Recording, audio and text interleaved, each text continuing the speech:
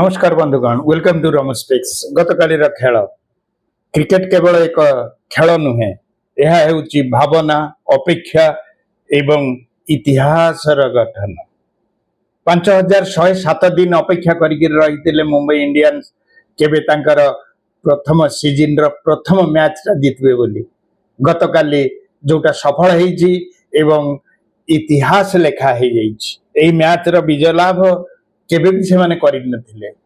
कौनसी 14-15 वर्ष भितर सेमाने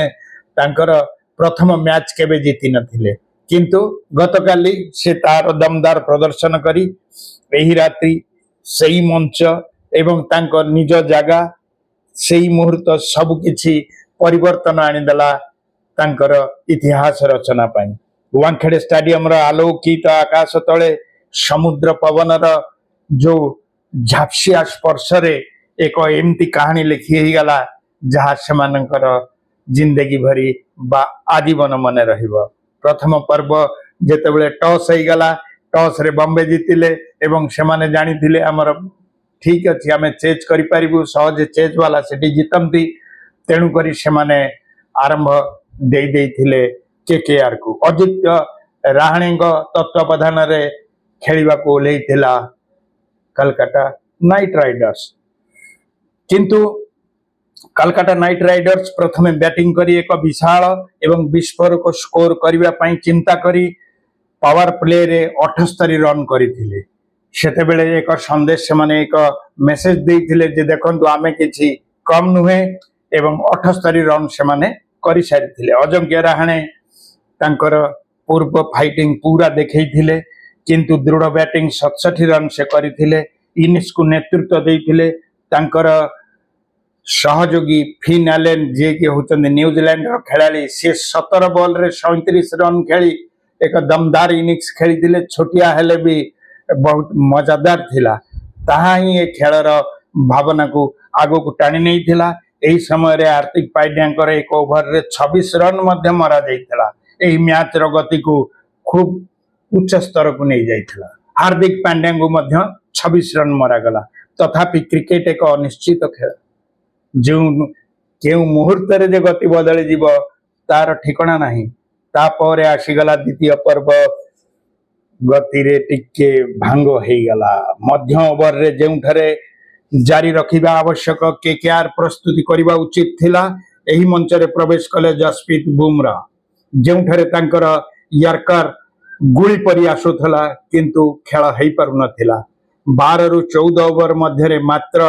19 रन एही छोट समय मैच रे भाग्य बदली गला 3 ओवर रे मात्र 19 रन रेट रहिला 6.01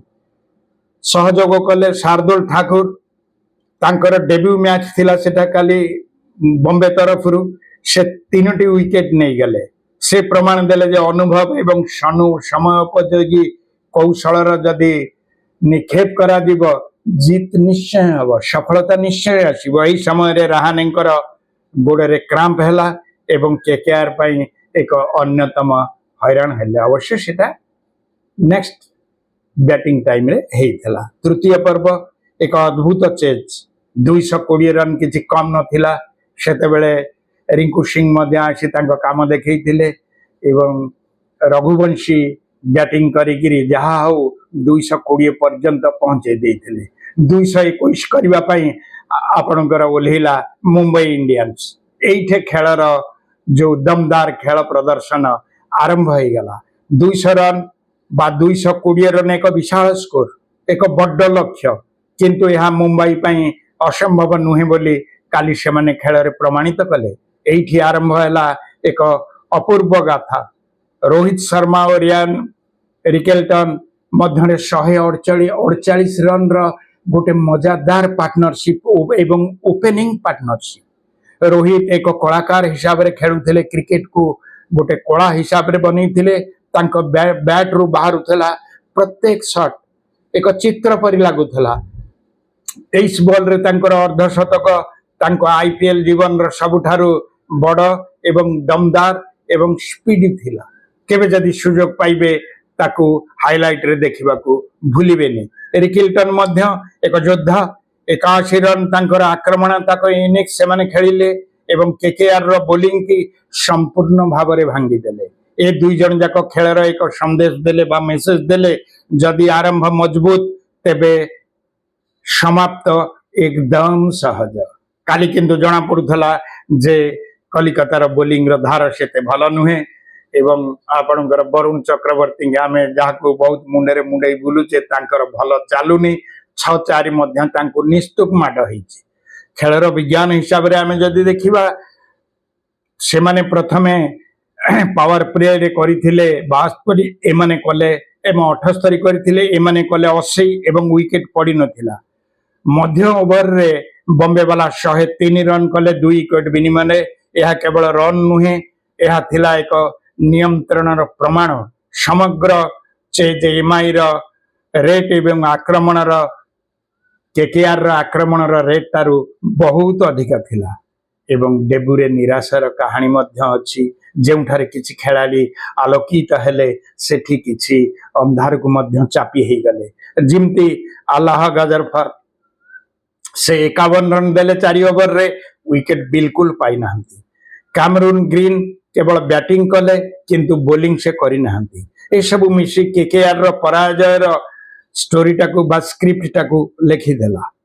କଲକାତା ନାଇଟ ରାଇଡର୍ସ ଘରକୁ ଫେରିବ ଏବଂ ସନରାଇଜର ହାଇଦ୍ରାବାଦ ସାଙ୍ଗରେ ମୁକାବିଲା କରିବ। ମୁମ୍ବାଇ ଇଣ୍ଡିଆନ୍ସ ଯିବେ ଦିଲ୍ଲୀ ଏବଂ ଦିଲ୍ଲୀ କ୍ୟାପିଟାଲ ସହ ସେମାନେ ମୁହାଁମୁହିଁ ହେବେ। ଏହି ମ୍ୟାଚ କେବଳ ଏକ ବିଜୟ ନୁହେଁ, ଏହା ଥିଲା ଏକ ଘୋଷଣା। ମୁମ୍ବାଇ ଫେରିଛି ଏବଂ ସେମାନେ ଆଉ ଅଟକିବେ ନାହିଁ। କ୍ରିକେଟ ଆମକୁ ଶିଖାଏ, ଅପେକ୍ଷା ଯେତେ ଦୀର୍ଘ ବିଜୟ ସେତେ ମଧୁର। ନା କଣ କହୁଛନ୍ତି? ଅନ୍ୟମାନଙ୍କର ଖେଳାଳିଙ୍କର ହିସାବ ତ ସେମିତି ଦେବା କିଛି ଉଚିତ ମନେ କରୁନି ମୁଁ, କାରଣ ଖେଳ ତ ଏଇମାନେ ହିଁ ଶେଷ କରିଦେଲେ ଏବଂ ବିରାଟ ବିଶାଳ ଜନତାର ସମ୍ମୁଖରେ ଏମାନେ ଯୋଉ ଖେଳ ଦେଖେଇଲେ ସେ ଖେଳକୁ ସଲାମ। ରହୁଛି। ଭଲ ଲାଗିଲେ ସବସ୍କ୍ରାଇବ ଏବଂ ଲାଇକ୍ କରିବାକୁ ଭୁଲିବେନି। ନମସ୍କାର।